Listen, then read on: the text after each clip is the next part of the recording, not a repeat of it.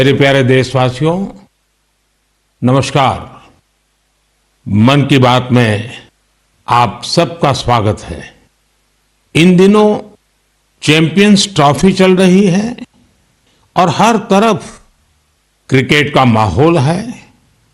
Cricket में century का रोमांच क्या होता है, ये तो हम सब भली भांति जानते हैं।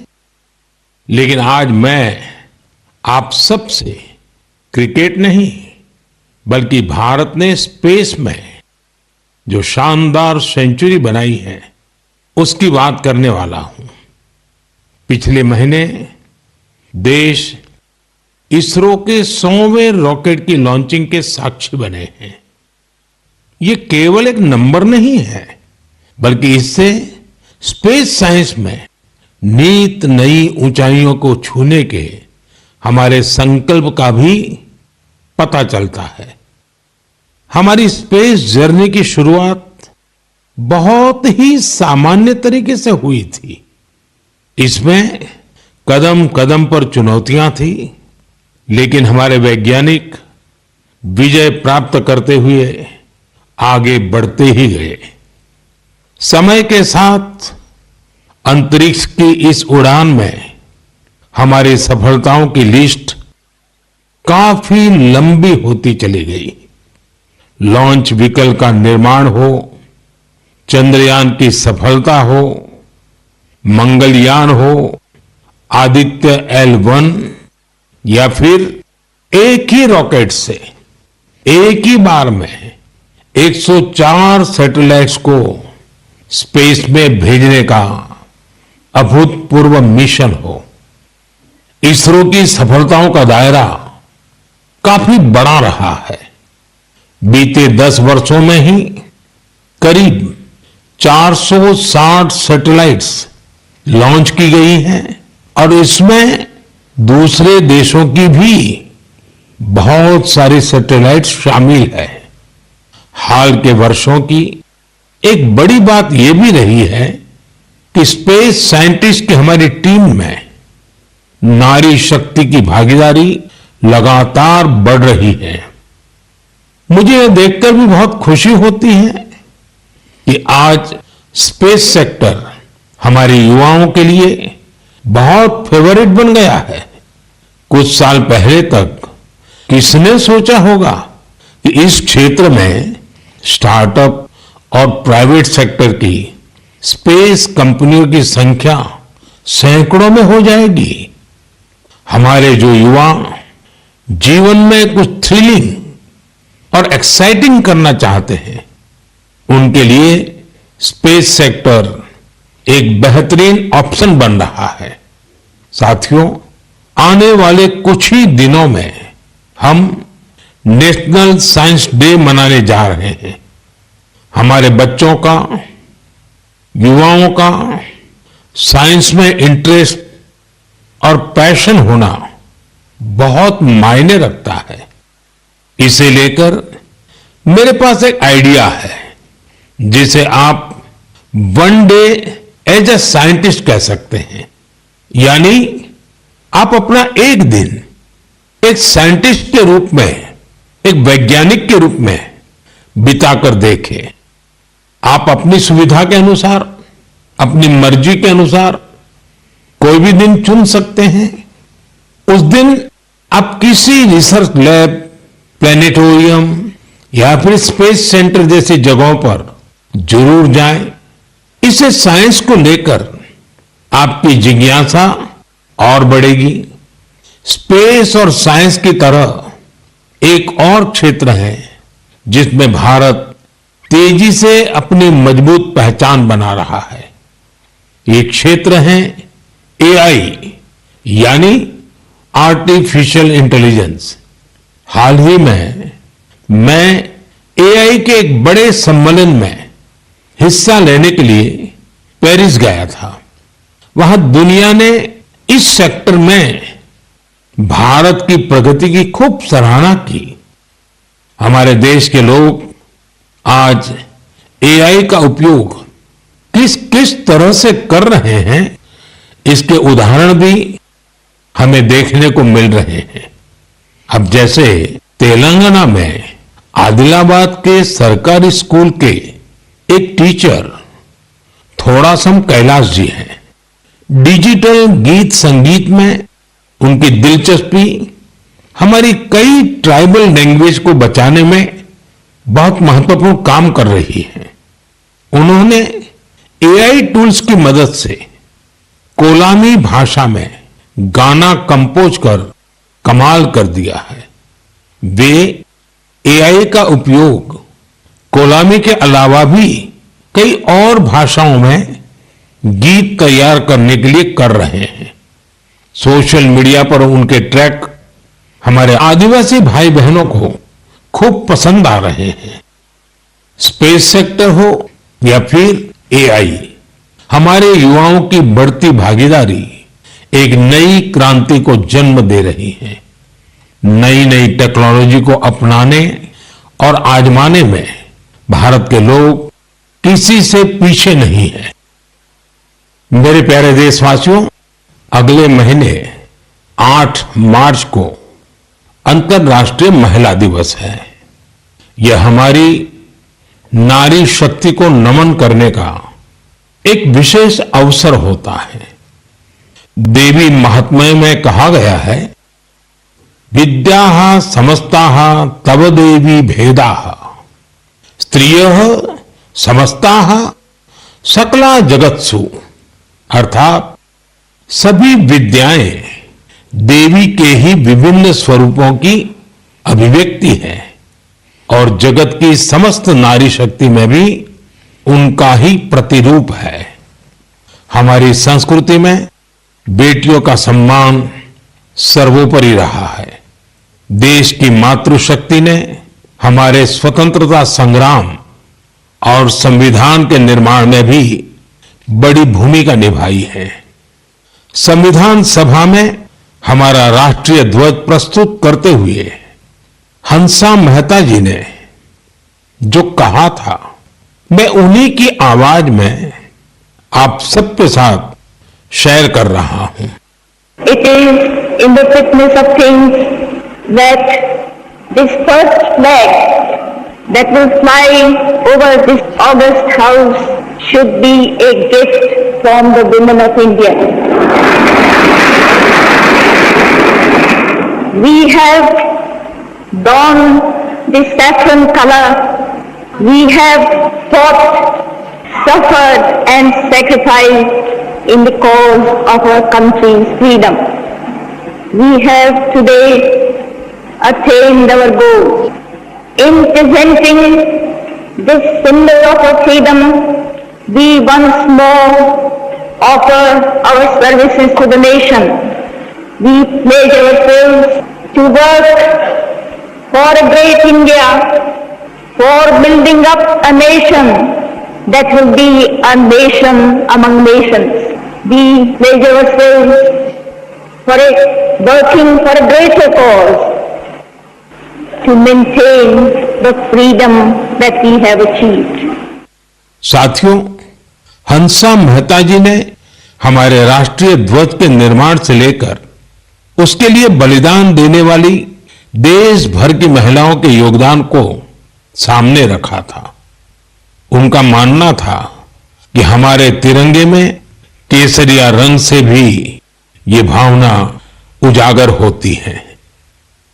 उन्होंने विश्वास व्यक्त किया था कि हमारी नारी शक्ति भारत को सशक्त और समृद्ध बनाने में अपना बहुमूल्य योगदान देगी। आज उनकी बातें सच साबित हो रही हैं।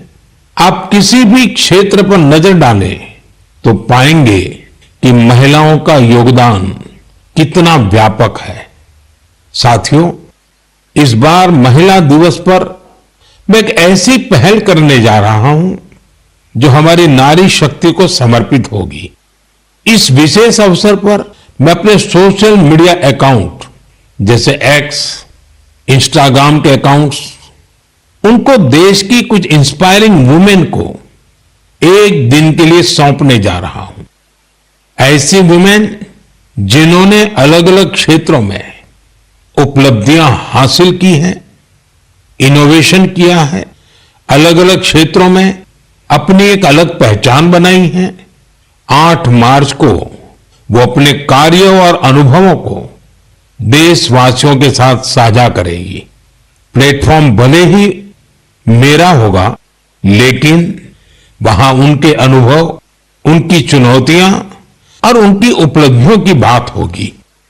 यदि आप चाहती हैं कि ये अवसर आपको मिले, तो नमो ऐप पर बनाए गए विशेष फोरम के माध्यम से इस प्रयोग का हिस्सा बने और मेरे एक्स और इंस्टाग्राम अकाउंट से पूरी दुनिया तक अपनी बात पहुंचाए।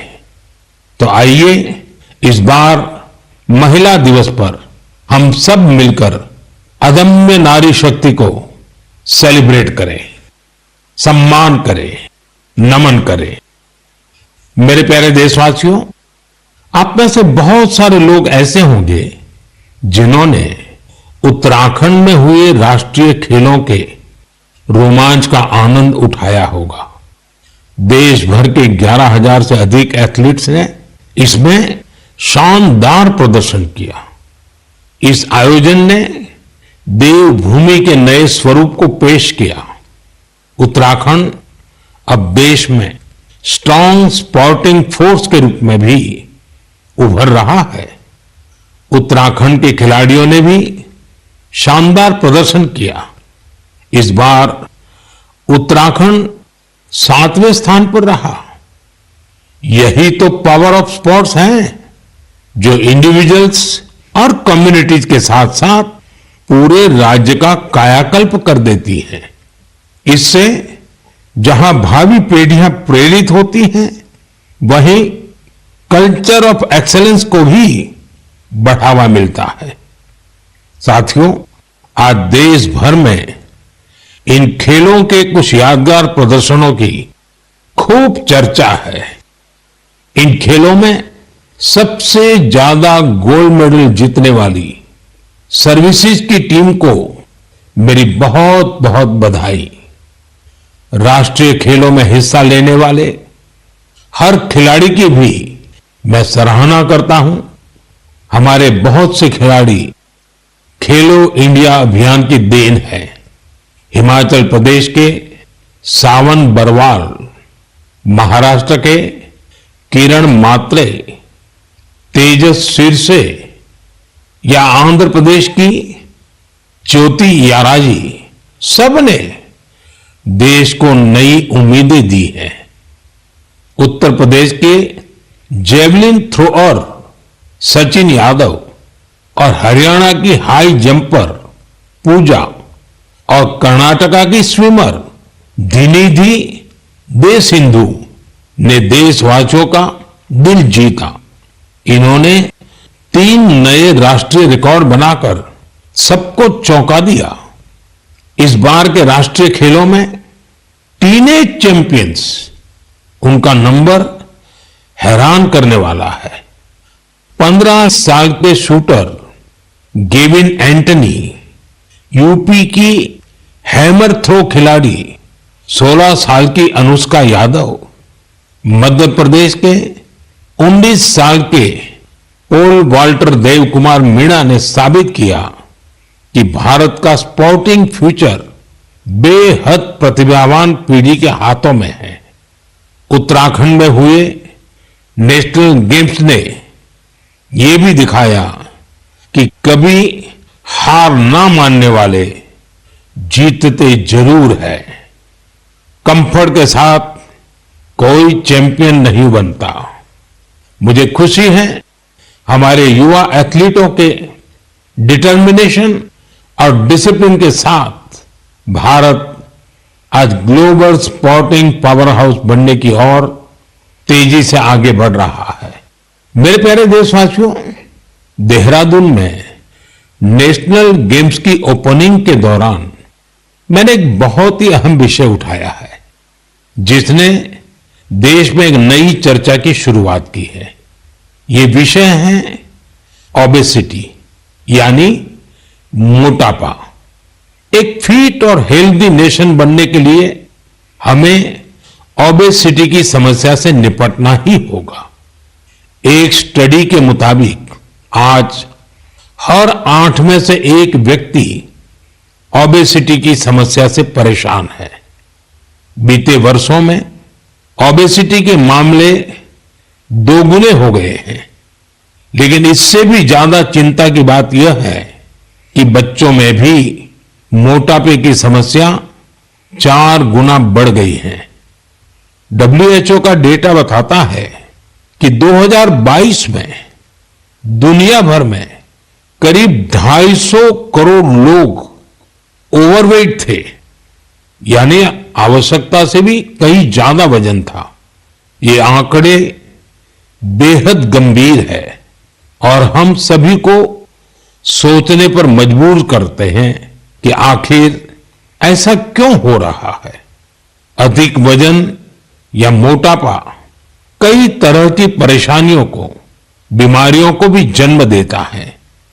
हम सब मिलकर छोटे छोटे प्रयासों से इस चुनौती से निपट सकते हैं।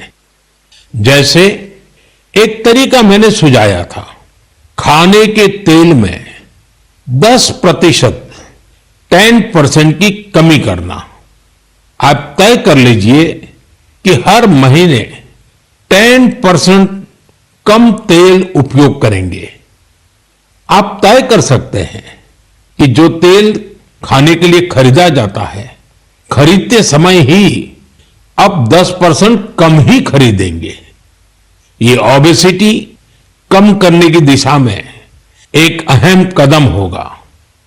मैं आज मन की बात में इस विषय पर कुछ स्पेशल मैसेज भी आप लोगों से शेयर करना चाहता हूं।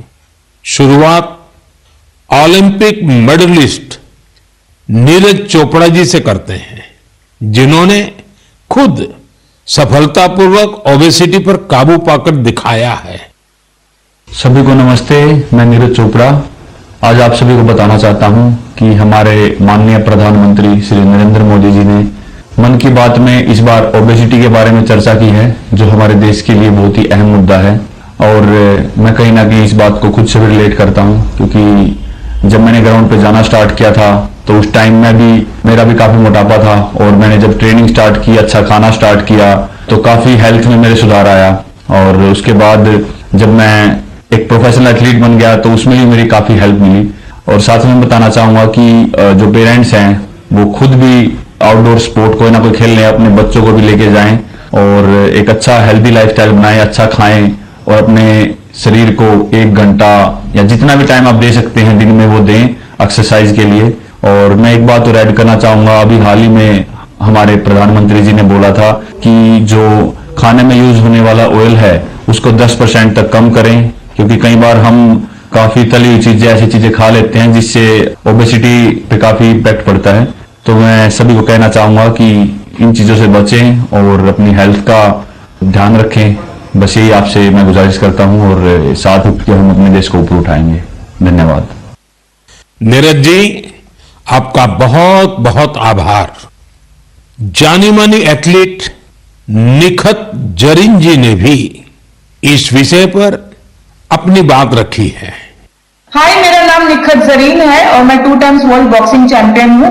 जैसे कि हमारे प्रधानमंत्री नरेंद्र मोदी जी ने मन की बात में ओबेसिटी को लेकर जिक्र किया है, and I think it's a national concern. हमें अपनी हेल्थ को लेकर सीरियस होना चाहिए, बिकॉज मोटापा जितनी जल्दी से फैल रहा है हमारे इंडिया में, उसको हमें रोकना चाहिए और कोशिश यही करनी चाहिए कि हम जितना हो सके हेल्दी लाइफस्टाइल फॉलो करें। मैं खुद एक एथलीट होके कोशिश करती हूँ कि मैं हेल्दी डाइट फॉलो करूँ, बिकॉज अगर मैंने गलती से भी अनहेल्दी डाइट ले लिया या मैंने ऑयली चीजें खा ली, तो जिसकी वजह से मेरे परफॉर्मेंस पे इम्पैक्ट पड़ता है और मैं रिंग में जल्दी थक जाती हूँ। एंड मैं कोशिश यही करती हूँ कि मैं जितना हो सके एडिबल ऑयल जैसी चीजों को मैं कम इस्तेमाल करूँ और उसकी जगह हेल्दी डाइट फॉलो करूँ और डेली फिजिकल एक्टिविटी करूँ, जिसकी वजह से मैं हमेशा फिट रहती हूँ। एंड आई थिंक हम जैसे कॉमन लोग जो है जो डेली जॉब पे जाते हैं, काम पर जाते हैं, एंड आई थिंक हर किसी को हेल्थ को लेकर सीरियस होना चाहिए और कुछ ना कुछ डेली फिजिकल एक्टिविटी करनी चाहिए, जिसकी वजह से हमें बीमारियों जैसे हार्ट अटैक है और कैंसर जैसे बीमारियों से हम दूर रहे और अपने आप को फिट रखें, क्योंकि हम फिट तो इंडिया फिट। निखत जी ने वाकई कुछ अच्छे पॉइंट्स बताए हैं। आइए अब सुनते हैं डॉक्टर देवी शेट्टी जी का क्या कहना है। आप सभी जानते हैं वे एक बहुत ही सम्मानित डॉक्टर हैं जो इस विषय पर निरंतर काम कर रहे हैं।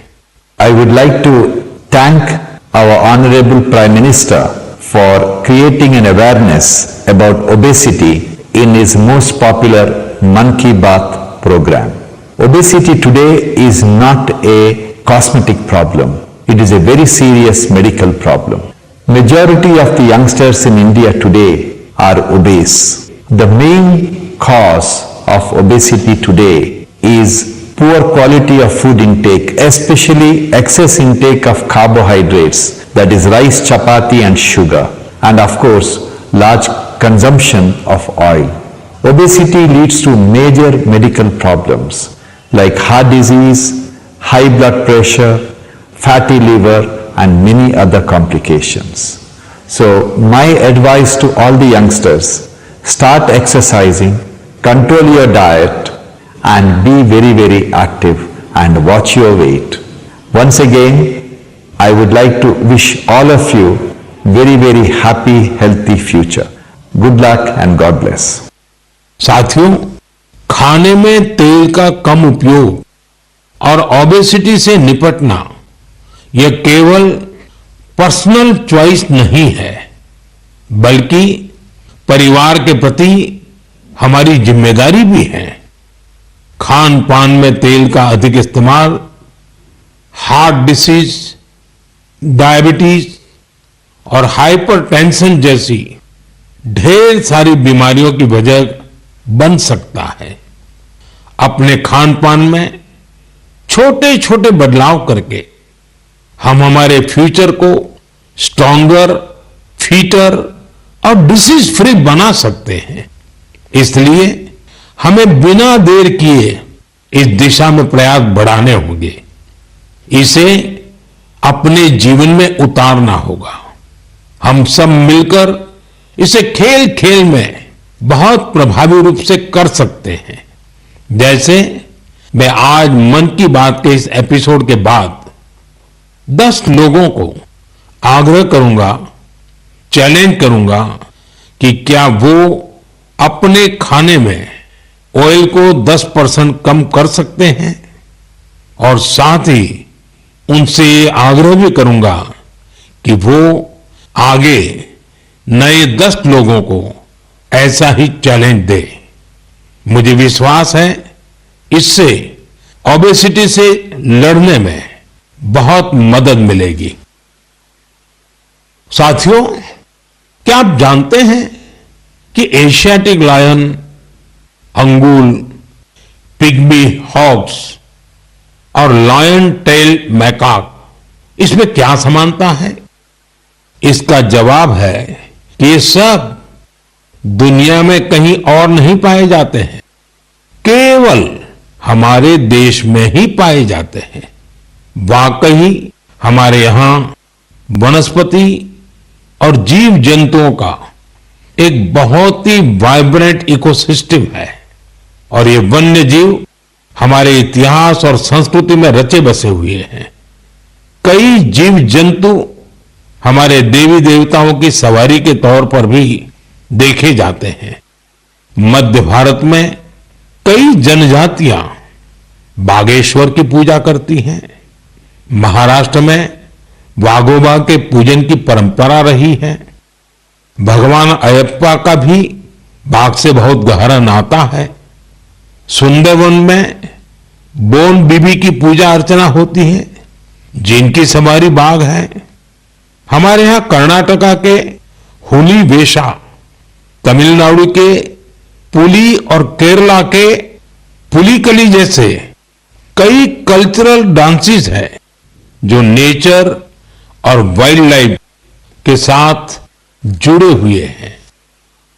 मैं अपने आदिवासी भाई बहनों का भी बहुत आभार करूंगा, क्योंकि वो वाइल्ड लाइफ प्रोटेक्शन से जुड़े कार्यों में बढ़ चढ़कर भागीदारी करते हैं।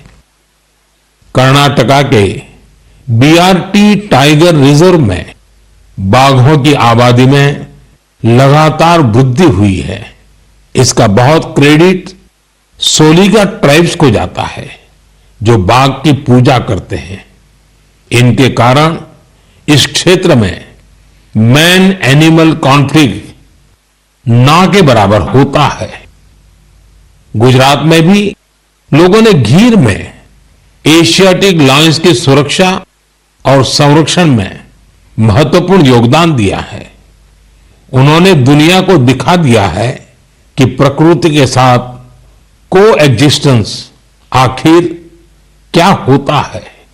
साथियों, इन प्रयासों के कारण ही पिछले कई वर्षों में बाघ, तेंदुए, एशियाटिक लायंस, राइनो और बारहसिंगा की आबादी तेजी से बढ़ी है और भारत में वन्य जीवों की डायवर्सिटी कितनी खूबसूरत है, ये भी गौर करने लायक है। एशियाटिक लायंस देश के पश्चिमी हिस्से में पाए जाते हैं, जबकि टाइगर का क्षेत्र है पूर्वी, मध्य और दक्षिण भारत। वहीं राइनो पूर्वोत्तर में मिलते हैं। भारत का हर हिस्सा न केवल प्रकृति के लिए संवेदनशील है, बल्कि वाइल्ड लाइफ प्रोटेक्शन के लिए भी प्रतिबद्ध है। मुझे अनुराधा राव जी के बारे में बताया गया है, जिनकी कई पीढ़ियों का नाता अंडमान निकोबार आइलैंड से रहा है। अनुराधा जी ने कम उम्र में ही एनिमल वेलफेयर के लिए खुद को समर्पित कर दिया था। 3 दशकों से उन्होंने हिरण और मोर की रक्षा को अपना मिशन बनाया। यहां के लोग तो उन्हें डियर वुमेन के नाम से बुलाते हैं। अगले महीने की शुरुआत में हम वर्ल्ड वाइल्ड लाइफ डे मनाएंगे। मेरा आग्रह है कि आप वाइल्ड लाइफ प्रोटेक्शन से जुड़े लोगों का हौसला जरूर बढ़ाएं। यह मेरे लिए बहुत संतोष की बात है। इस क्षेत्र में अब कई स्टार्टअप भी उभरकर सामने आए हैं। साथियों, यह बोर्ड एग्जाम का सीजन है। मैं अपने युवा साथियों यानी एग्जाम वॉरियर्स को उनकी परीक्षाओं के लिए बहुत बहुत शुभकामनाएं देता हूं। आप बिना कोई स्ट्रेस लिए पूरी पॉजिटिव स्पिरिट के साथ अपने पेपर दीजिए। हर वर्ष परीक्षा पे चर्चा में हम अपने एग्जाम वॉरियर से परीक्षाओं से जुड़े अलग अलग विषयों पर बात करते हैं। मुझे खुशी है कि अब ये कार्यक्रम एक संस्थागत रूप लेता जा रहा है, इंस्टीट्यूशनलाइज हो रहा है। इसमें नए नए एक्सपर्ट्स भी जुड़ते चले जा रहे हैं। इस साल हमने एक नए फॉर्मेट में परीक्षा पे चर्चा करने का प्रयास किया। एक्सपर्ट्स के साथ 8 अलग अलग एपिसोड भी शामिल किए गए। हमने ओवरऑल एग्जाम से लेकर हेल्थ केयर और मेंटल हेल्थ के साथ खान पान जैसे विषयों को भी कवर किया। वहीं पिछले टॉपर्स ने भी अपने विचार और अनुभव सभी के साथ शेयर किए। बहुत से युवाओं, उनके पेरेंट्स और टीचर्स ने इस बारे में मुझे पत्र लिखे हैं। उन्होंने बताया है कि ये फॉर्मेट उन्हें बहुत ही अच्छा लगा है, क्योंकि इसमें हर विषय पर विस्तार से चर्चा की गई। इंस्टाग्राम पर भी हमारे युवा साथियों ने इन एपिसोड को बड़ी संख्या में देखा है। आप में से बहुत सारे लोगों को इस कार्यक्रम का आयोजन दिल्ली की सुंदर नर्सरी में किया जाना यह भी बहुत पसंद आया। हमारे जो युवा साथी परीक्षा पे चर्चा के इन एपिसोड को अब तक नहीं देख पाए हैं, वे इन्हें जरूर देखें। ये सारे एपिसोड नमो ऐप पर रखे हुए हैं। एक बार फिर अपने एग्जाम वॉरियर्स को मेरा यही मैसेज है, be happy and stress free. मेरे प्रिय साथियों, मन की इस बात में इस बार मेरे साथ इतना ही। अगले महीने फिर नए विषयों के साथ हम मिलकर मन की बात करेंगे। आप मुझे अपने पत्र, अपने संदेश भेजते रहिए। स्वस्थ रहिए, आनंद में रहिए। बहुत बहुत धन्यवाद। नमस्कार।